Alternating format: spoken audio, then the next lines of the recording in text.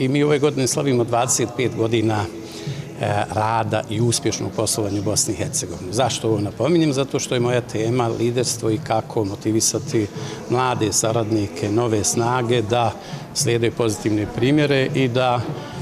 izvuku maksimum, da tako kažem, svojih mogućnosti kako bi doprinijeli razvoju kompanije u kojoj rade, razvoju procesa u kompaniji i naravno razvoju i zajednice, društva u kojoj djelujemo, lokalnoj zajednici. Pa moj lični stav je takav koji,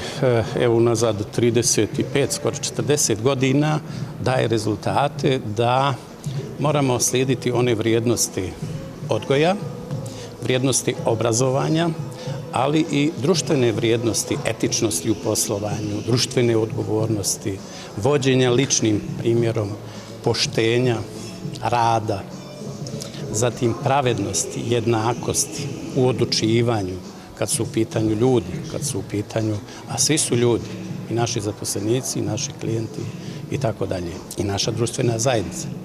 Tako da sam uvjeren da ako lideri posjeduju ove